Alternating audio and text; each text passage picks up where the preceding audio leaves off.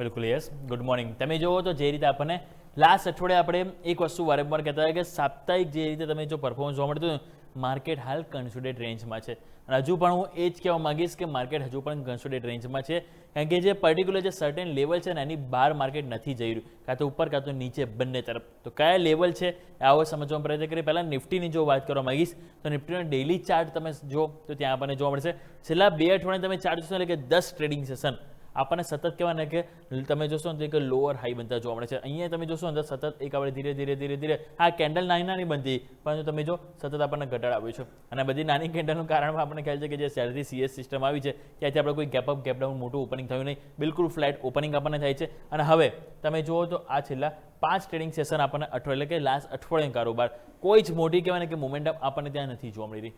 હવે પ્રશ્ન એ છે કે હવે આજે શું કરવું, રાઈટ? આપણે ક્લોઝિંગ કર્યું હતું 24,366. આપણે અત્યારે ગિફ્ટ નિફ્ટી 51 પોઈન્ટ ઘટાડા સાથે ઓપનિંગ બતાવી રહ્યું છે એટલે કે 24,311 જે તમારો ખાસ કરીને આજે જોશો ને તો 24,300 છેલ્લા 3 દિવસથી તમે પ્રોટેક્ટ કરી રહ્યા હતા. 1 2 3 દિવસથી તમે 24,300 ટચ થતા અને ત્યાંથી તમે ઉપર આવી જતા, રાઈટ? તો આપણે સિમ્પલ છે 24,300 થી લઈને 24,265. 24,265 શું છે એ તમારો ગયા અઠવાડિયાનો લો છે. તો 24,300 24,265 આ એરિયા છે જેને કહે છે આપણે એક સપોર્ટવાળો એરિયા તરીકે લઈને ચાલીશું. આ 24,265ની નીચે આગળ જો જાય છે માર્કેટ તો પછી માર્કેટ એક વખત 100 ડેમાં એટલે કે અહીંયા ટચ થવા આવશે અને એ આવે છે 24,200 જે છે તમારું 100 ડેમાં અને જે છે તમારું 10 વેમાં એટલે કે 10 વીકલીના એક્સપોનેન્શિયલ મૂવિંગ એવરેજ અને 100 દિવસની એક્સપોનેન્શિયલ મૂવિંગ એવરેજ કે જ્યાં પછી માર્કેટ આવી શકે છે સપોર્ટ લેવા માટે. એઝ ઓફ નાઉ તો ચાન્સીસ છે કે એવું આપણને થતું જોવા મળી શકે છે કારણ કે માર્કેટ હાલ થોડું ધીરે ધીરે કહેવાય કે સ્ટ્રક્ચર વીક બનતું જોવા મળે છે કારણ કે તેજીનો કોન્ફિડન્સ નથી આવી રહ્યો. હા, જો તેજીનો કોન્ફિડન્સ ક્યારે આવશે કે જ્યારે માર્કેટ તમારું 24,460ની ઉપર એટલે કે 10 ડેમાં ઉપર જ્યાં સુધી તમે નહીં જાઓ ત્યાં સુધી રેન્જમાં રહેશો. તો ઉપર 10 ડેમાં અને નીચે 100 ડેમાં એઝ ઓફ નાઉ આ રેન્જ છે કે જેની અંદર જ્યાં સુધી રહેશે તો માર્કેટ કન્સોલિડેટ જ રહેશે. હા, 100 અહીંયા તમે 10 ડેમાં ઉપર જતા રહેશો તો માર્કેટ અહીંયાથી યુટર્ન પણ પોસિબલ છે.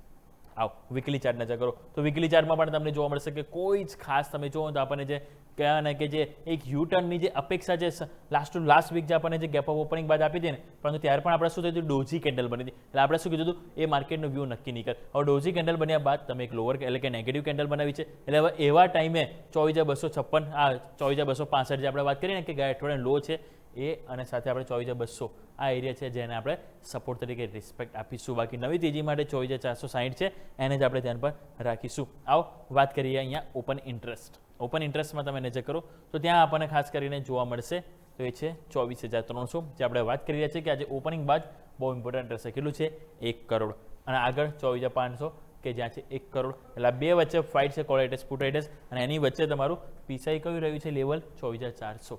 લાસ્ટ વીક પણ તમે જો શુક્રવારે અને આપણને ગુરુવારે 24,400થી વારે મન નીચે આવી જતા અને ત્યાં સપોર્ટ પણ લેતા હતા કારણ કે ત્યાં કોલેટેસ પુટેટેસ બંને ઇક્વલ આવ્યા છે, બંને ઇક્વલ છે.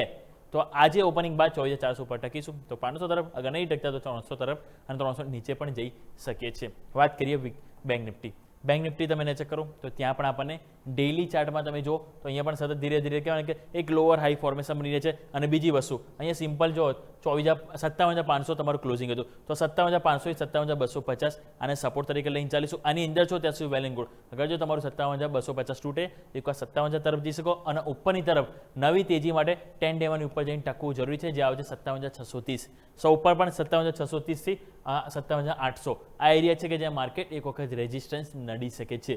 તો ઉપર નવી તેજી માટે બેંક નિફ્ટી માટે 57,800 એની ઉપર જઈને તમે ટકો છો તો એક તેજી પોસિબલ છે અને નીચેની તરફ 57,250 તમારું તૂટે તો ભાઈ 57,000 પણ જઈ શકે છે.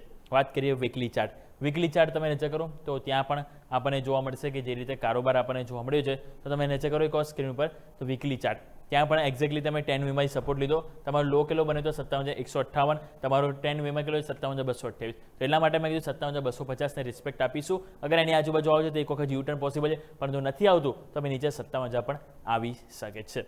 ઓપન ઇન્ટરેસ્ટ નજર કરીએ તો ઓપન ઇન્ટરેસ્ટમાં પણ તમને 57,000 કે જે સ્વાભાવિક છે કે જે પુટરેટેસ છે પરંતુ 57,500 જે કોલેટેસ પુટરેટેસ બંને વચ્ચે ફાઇટ છે અને નવું એડિશન કોલેટેસનું થયું છે જે સારું નથી. એટલે કે હવે 57,000 છે જે એક હોપ છે એઝ અ સપોર્ટ તરીકે આ અઠવાડિયા માટે મેક ઓ બ્રેક લેવલ તમારું 57,500 છે અને 58,000 વાળું લેવલ છે કે જે તમારા માટે એક મહત્વનું રેઝિસ્ટન્સ તરીકે સાબિત થવાનું છે.